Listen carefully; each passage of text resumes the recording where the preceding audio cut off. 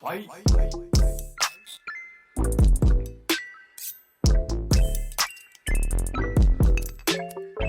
Hi everyone, welcome to episode, I'm very sure it's 3, because I'm pretty sure 3 was originally a podcast we recorded that only saved 3 minutes of audio. Love that. And so, yeah, we are back at it again, standing. We are resilient at True Media, I'll let you know.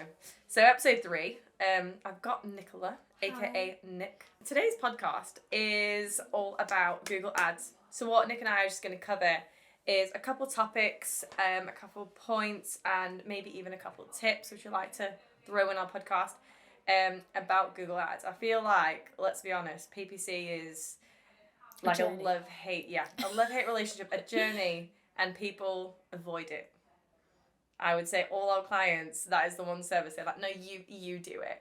And we're like, oh, well, we want you to be involved. And they're like, no, you. I definitely think it's the service that you need experts for. Like, correct. You can't really wing do it. No, you need to know the ins and outs. Yeah. You need to have a strategy. You need to...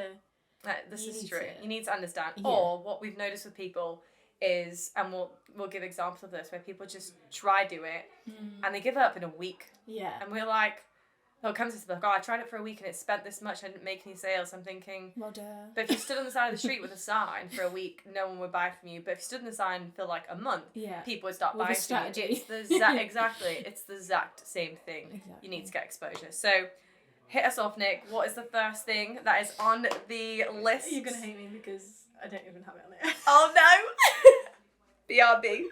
So what are we going to be talking about today? So we're going to be talking about creating an account. Yeah. Literally from basics, a strategy, Yeah. types of campaigns that are best suited for your business. If you're an e-com site, what sort of campaign should you be using? Yeah. Versus if you're a service-based business, what you should be using as well for your campaigns.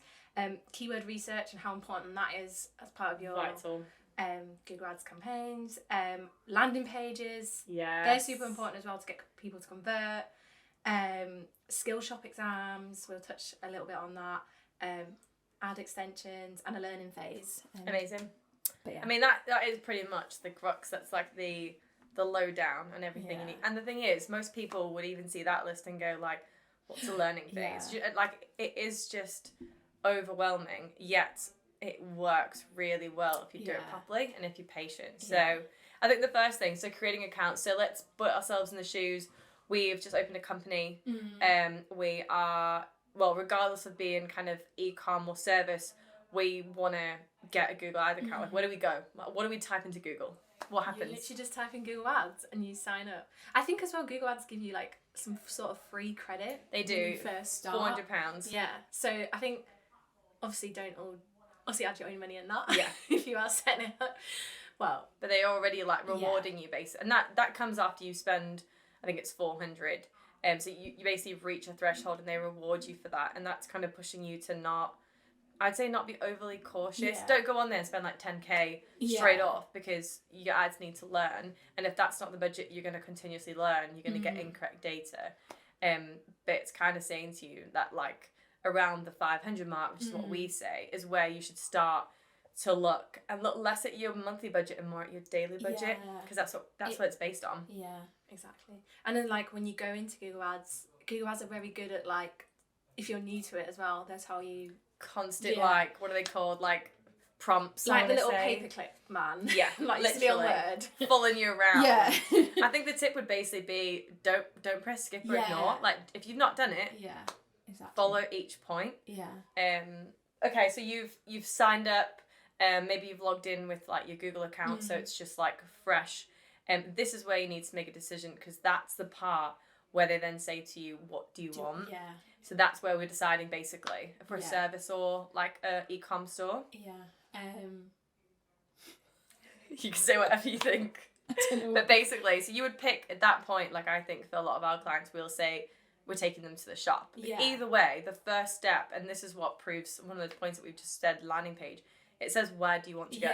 So if you don't have a website, you're not doing Google Ads. If you don't have a store set up that is got an amazing user journey and that you know is gonna like works for people buying products, again, you're not doing Google Ads. Exactly. So when clients come in, what's the first thing we ask when they say, like, do you have a website? Exactly. That works. And that's the first thing, that works. That is like, how many times do we get sites and they're like, we want Google Ads, we log in and we're like, Yeah, no. I mean, you can build separate landing pages, but I don't think that even works well when it's not on your own website. Yeah. Because they just can't click around. They're just stuck on this one page, and that it has no journey. Yeah, they have no journey of sort of, especially if you're on e-com site, you need to just do it to your website. Yeah. And like, you need to have products set up. And the thing is, people could be buying one thing and they could get there, but then if you're a store that sells things in common, you want to go and buy like anything else that's on that store. Yeah. You're stopping them from being able to do that. That's like probably the most important part. Yeah. Okay, so we've created an account. We've decided we're e-com or for a service. We've set up the billing information. That's a journey too. Because I think they take money. Exactly. Yeah. What were you gonna say? The way they take it out, I think they do it in like 30 days or something like that. So it's whenever you're 30 days. It's just a process. Yeah. Okay, so we've created an account, we've set it up, we've gone through the billing, we've just make sure you set up 2-factor security and all those things.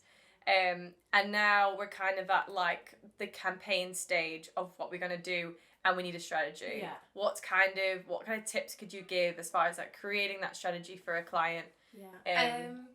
I think it literally depends on what service or what your business is. Like if you're e-com, then I would 100% recommend shopping ads. Like, you can't be running an e-com site and not be doing Agree. unless there are like certain factors why. That kind of makes sense. If you sell maybe a product that can't be on shopping, exactly, a couple of products that aren't allowed, or you're competing with big brands like Amazon, and it gets too expensive then for you to do them. That's fair, yeah. But yeah, and then if you're a service based business, then 100% recommend doing search ads. Yeah. How many do we always recommend? So now obviously Google make you do responsive search ads. So they are actually the best thing ever. Like, you can they literally work so well, and like the algorithm shows the best serving ad based on the best keyword the person's put in search. And they're also pushing broad match, which like before, I mean, when you started, like, and even when I started, it was all about like exact match, and then obviously broad match and phrase match, and there was all these ways. And now, I mean, we've got a Google account managers for different accounts. They're all like, do broad match, like don't make your, I mean, Facebook's even been saying that lately, but don't make your audience small from the start, because then you're not going to reach people. Yeah, exactly. So the broad match literally opens you up to loads of different types. Well, not loads of different types, but more than maybe you think you need to be. Because we don't always know what people are searching. We do keyword research, which again is on there. So I think, like, as far as the strategy is concerned, like, just ensuring that you know, okay, if I'm going to do shopping ads, for example, what are your best products? It's the first thing we ask clients. What are your top selling products? If you haven't sold before, what kind of competitors do you have? And what are their products that you're seeing that you would ideally like to be your top sellers, maybe? I think that's hard, because if you are brand new, you don't have those. You don't have any of that information.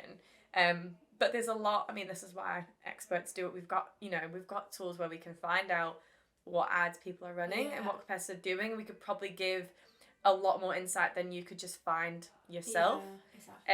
But that strategy is shaped by what top products that you sell. Obviously, there's other things like products you just want to push. Maybe there's new products that have come out. What else do we normally put in our strategy? I guess a bit when it comes to the responsive, because shopping is to the point. It's your product. It's uploaded onto Google Merchant Center. It is. It is what it is. But with your responsive search ads, it's kind of like you need to start looking at your company USPs.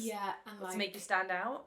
What are your CTAs? What entices people to click on you? You do need to make your search ads quite, I feel like, relevant, or what's the word I'm looking for? Like, on your, what's it called? On brand. On brand, like funny.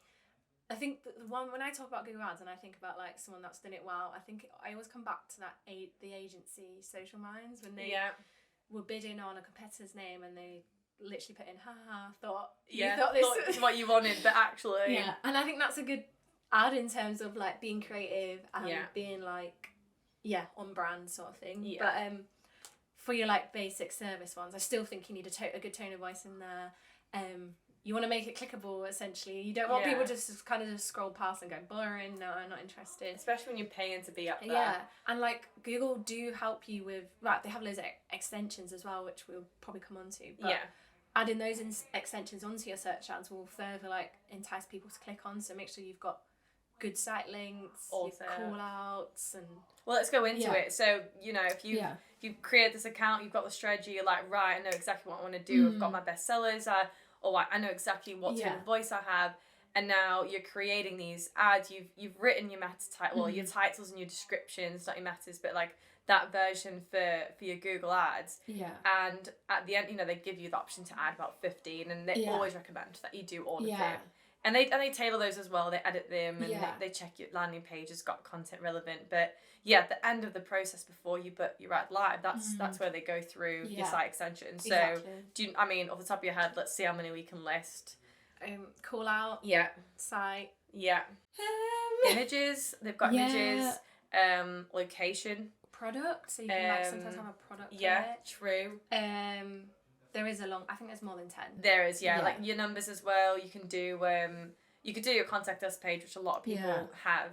I mean, these are literally just things that we're doing off the top of our head. We do it every day. So price. Yeah, there we go. So there's just so many of them that if the first thing hasn't, you know, taken that person, hasn't created that or caused that person to click, you're getting like a second, third, fourth, fifth chance. Yeah. Basically, because they might go, oh, I'm not sure, and then they might see, oh, you can get in touch, or maybe you've got a number and a contact page, and then they know, like, oh, there's two ways to communicate. I can get in touch. Yeah. So I think as well, customers want ease. Like they don't want to. Sometimes some people like to go through a long contact form and fill out like a whole questionnaire. Some people just want to call you and get it done and get an answer. Exactly.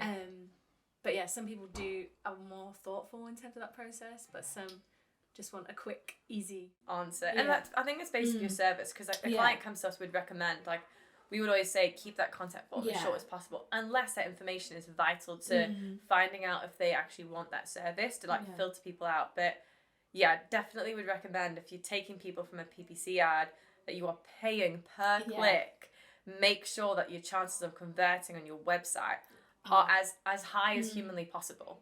And I guess that kind of moves us on to the landing pages. Claire and I have done talks on it, and it's a huge thing in the office that we do. Yeah. Getting your website ready for a PPC ad. Like, what are the things that you look for on like a website, or things that you put onto landing pages to make sure they convert? Literally, like everything. So does it have a nice menu that I can navigate through and like simply find other answers to questions that I might have about your business? Yeah. Is there like an FAQs page that I can probably click through? And, huge thing. Like, yes. Are the images good quality? Do you show and tell me what your services are? Do you offer all, like, do you have a list of what you're offering? Outside of just that one you're doing an ad on, Like, I just need to know everything on that page. Like, if you don't have any of that, and content as well, that is huge. Like, because Google's reading that. They're not just looking at your ad. They're going, what is this page? Yeah. So you, as well, you need to add in those relevant keywords to your landing page. So correct, like, Google do end up showing it. But, there's just so much, it just needs to be a visually pleasing page. It needs to be a contact form on there that you can easily type in and fill out. Yeah. A phone number. Social media, like...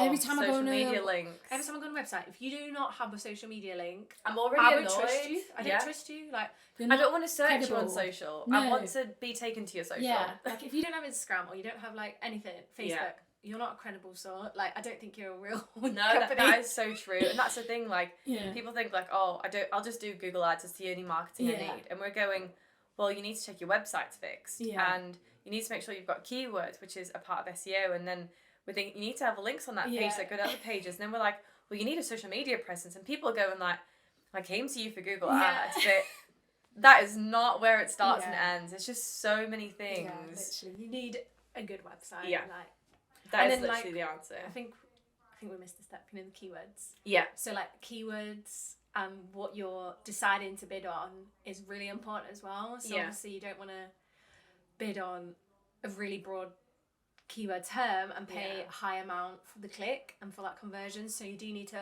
obviously do your keyword research when you're doing your Google ads, and then that will kind of form your ad groups within Google. So True. making sure that, you know, all the relevant keywords are in one ad group and all the relevant are in another one. Yeah. But yeah, that's also another important bit to like the whole Google Ads campaign. And as well, Google offer keyword planner, so you can actually see how much it's going to cost you to use that keyword. And also gives you negative keyword options. Yeah, exactly. Well, it gives you the option to add that is as keywords. Well really important. Like, you cannot use broad match without a negative keyword list. 100% agree. And the keyword list should not be like 100 words. Yeah. Because so many people come to us, I'm like, where's the negative keywords? It needs to be like 3,000. It needs to be so long. And it will grow. Like, and you know, you can do that. We did it yesterday with our Google account manager where you know, within Google Ads, and again, this is, if you're new to it, don't be overwhelmed. Like, it's okay. And that's why there are companies, many companies that provide Google Ad assistance. But basically, Google Ads allows you to see the keywords that like you are receiving impressions for, and you can then just auto bulk, whatever you want to call it, remove them so that they don't cost you anything. Yeah. So you can just be constantly adding to that negative keyword list as soon as you see a trend. If people are clicking on you, and that is not what you want people to be clicking on you for or be getting impressions for. Yeah, kick it out. And like English is such a broad like language, so some things can mean certain things when people are googling them. So it is really important that you get that right in terms of your keywords. I mean, we had a bunch in a different language yesterday. Yeah. But you know, it was a mixture of one language and English together. And you know, that in itself wasn't relevant. Just because we are looking for people that are in the UK, for example, so that just allows us to then remove it. And stops us from just wasting any pay on that. So, I mean, you're right. We should have gone through the keywords at the start there. So, you know, you've made your account, you've got your strategy. That keyword research is essentially done during that strategy because you're looking at, and again, these are tools that you can use and tools that we use as a company to look at the search volume of those keywords. Estimating in general, Google Ads allows you to do some estimating as well. So you can kind of find out with the budget that you have, what you're kind of going to get in return, what the average cost per click's going to be. Yeah, exactly. So those things are important as well. And if you do have a lower budget, then you're not going to be choosing like 100 keywords to bid on. Never. Like, let's be realistic. It's probably going to be like 10, 20. And it's the keywords that are going to convert. The amount of times we say that to clients, like they're like, I want to be on the top of Google for this. And we're like, oh, but why? And they're like, oh, because our competitor is, or because, you know, that's something, it could be like a pride or ego thing. And we're like, but someone searching that, what's their intent? We go, and this goes down, you know, towards SEO as well. What is their intent? Is it transactional? Is it informational? Like, are they there to get information about it, but are they going to convert? Yeah. Don't do that for SEO. Do information for SEO. Go rank at the top for that, because people are searching that for that reason. When you're searching something and you've got your Google ad coming up, make sure you're going to get a return on that. Yeah. And also, don't search for yourself. Don't click on your ads. Do not be clicking. Do you know how many clients I've come to us and like, I can't find myself. Well, it's not in Google's algorithm. Exactly. Or they'll be like, oh, you know, I've clicked on it. Maybe it's purple because I've clicked on it, whatever it is. And then you see them come in a meeting and they like search their website and they click on their ad in front of you and you're just thinking, how many times have you been clicking on your own ad? That costs you money. So, you know, don't click on your own ads. Don't be searching yourself. They are there. And they're going to appear differently. And that's the whole point of writing multiple titles. It's the point of trusting Google. I mean, everything is going automated. Yeah. Google I think now you have to have a lot of trust in Google. Yeah. Like, you need to put the work in to let Google initially do it. Yeah. But then they will automate things. And we've had to let it go. There's been some things where we're like, no, we'll do it. Yeah. And removing text ads, for example, now with responsive search ads where we can write multiple things, but I've still seen slight tweaks and I'm like, Google, what you doing? Yeah. So yeah, there are definitely automations, and I think that is just an overall trend with Google. They know what they're doing. Yeah. And I think people complain it is such an expensive service they're providing that they are saying, well, we know what we're doing, we can deliver this. So there is still a manual human side to it, and it's still important that you have a humanistic approach to it, because we're not robots. No. But there are certain aspects, I think, of Google Ads that they're going, you know what, we've got a better control on this, we're going to take it. Yeah. So, okay, so we've got our keywords, we've kind of done a strategy around everything. We've got our site extensions. We've got all of that ready and going. And then just one thing that we do is reporting. And I think we didn't cover it in the like list of things at the start, but how important is it that we send these reports to our clients and show them what's going on? It's really important. And like, we do comparisons month on month, and that helps us understand what's working, what's not, and you can kind of see the growth month on month. Yeah. Some clients ask us to do year on year, but you can't really do that with Google Ads because it is very like fluctuating, trend based as well. Yeah. Seasonal. It is very seasonal. It depends on what your product is as well. Exactly. Again. But reporting is just, I think it's just vital for and as well, like for example, like you can at the beginning of an app like campaign when it goes live. Yeah. The data you look at the data and it might not be what you hoped it be. Explain that. What is the learning phase? You were talking about in the office this morning with Lucy, weren't you? Yeah. So we had an example of a client. So learning phase. So obviously when you start up your Google campaign, it will go through a learning phase, which is 30 days.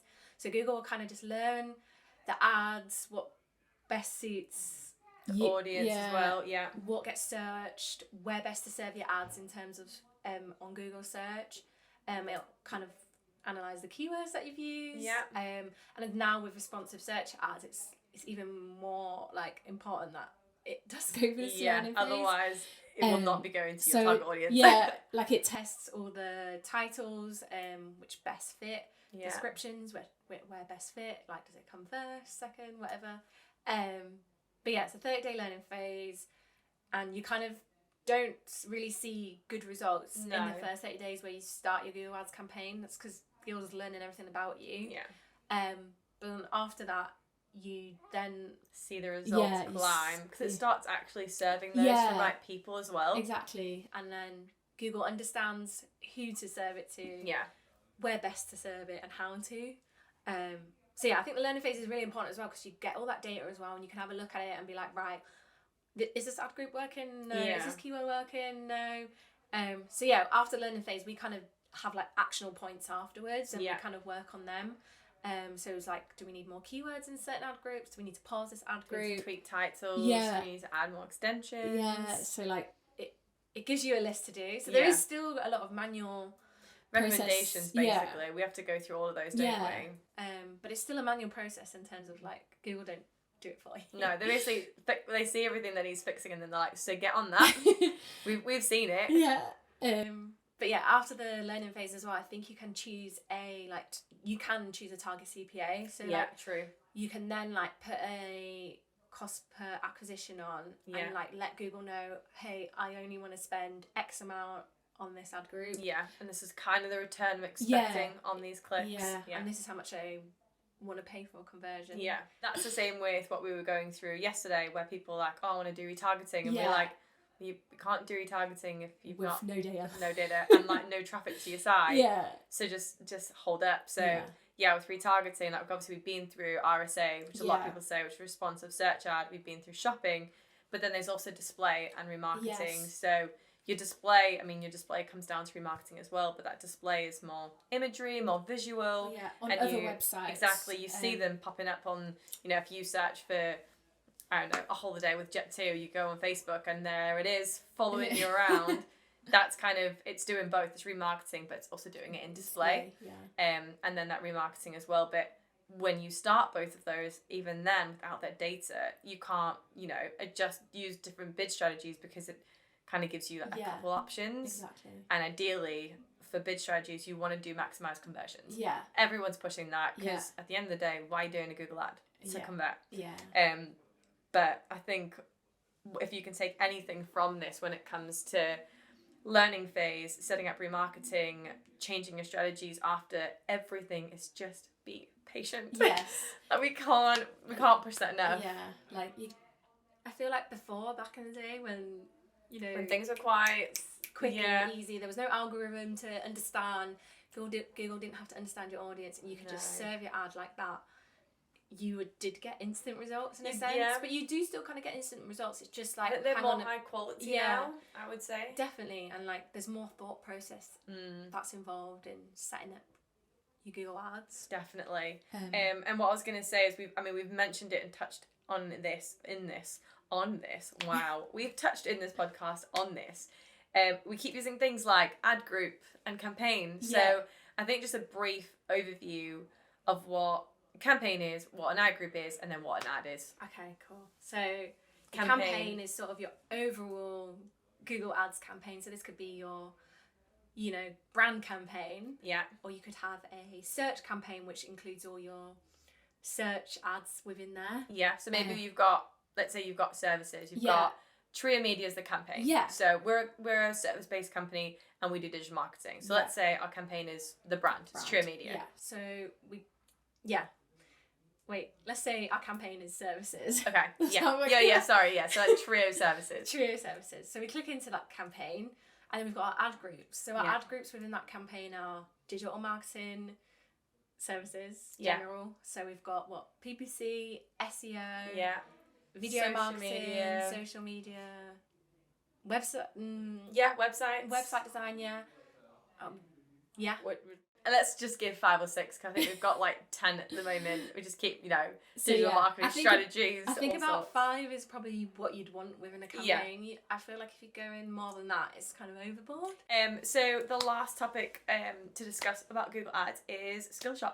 Yes, a very handy tool that is free and built by Google. Yeah. So it's essentially, you can get your Google Ads certification on there. Anyone can use it. You can be an agency. You can just be a student. You could be a student wanting to learn more about Google Ads. Someone looking for a job. Yeah, and you want to improve your knowledge. Yeah. And show the employer, blah blah. But yeah, it's like you can do Google Ads courses on there, YouTube courses, how to use basically the Google apps. Yeah. Everything you need to know basically to set up an ad. And it goes through the whole knowledge tutorial as well, so it gets you ready for the exam.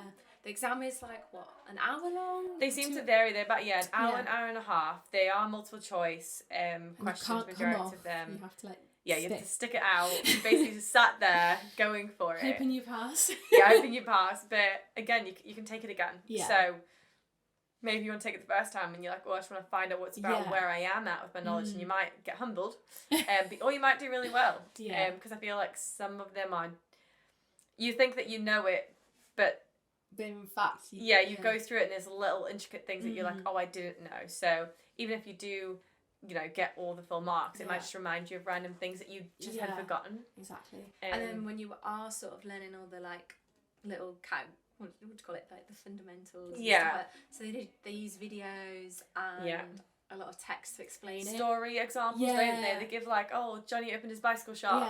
So it's good if you're a visual learner and as well someone that likes to read and it sticks to you when you're reading. And then as well they do mini quizzes. They do, those, yes. So you can actually get a little taste of what the exam will be like. That's true, I forgot they did that. So you could actually do that instead of just winging the exam and wondering what it's like. You can actually do a little pre-quiz, call it. To test your knowledge on a certain module. Exactly. But no. Recommend giving that a go. Insert a video. Yeah, insert Jess is gonna hate us. Sorry. Put a little URL, we'll send it to you. For free. Log in. So wrapping up today's episode, it has been all about Google Ads. We have covered how to set up an account, to not be intimidated, to just go, literally type Google Ads. Although Microsoft's been cheeky and they've been bidding on that. Yes, and they've been I on realised top that. search. They've been doing good on you, Microsoft. I think TikTok have done something as well. I think they've all been cheeky lately because Google Ads is I need a bid for Google Ads. I am Google. But they've been knocked down a couple of times, so don't click on the first thing. Make sure it is a Google URL. So pop on there, create an account. If you've already got a Gmail, you can log in. If you don't, obviously create one, and set up that account. Go through the click tutorials that Google gives you if you've not done it before. Go to the Google Skillshop, whether it's brushing up on skills because you've not done it for a while, or you're I don't know what I'm doing, I need help.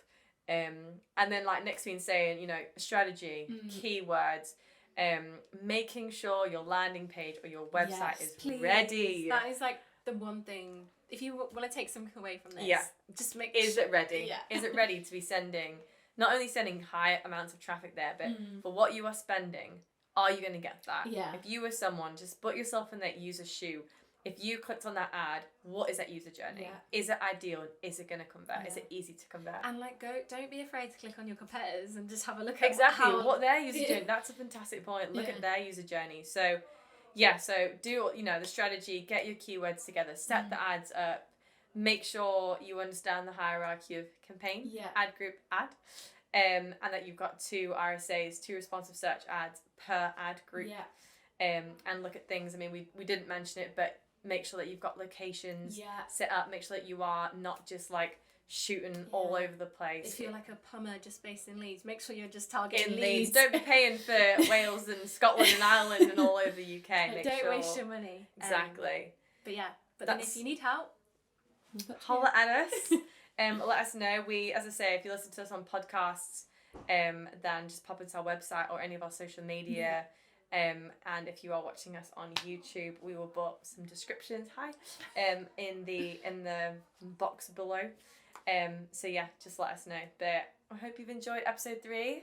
Episode 3. I know it's flying. Tree. Oh. Bye.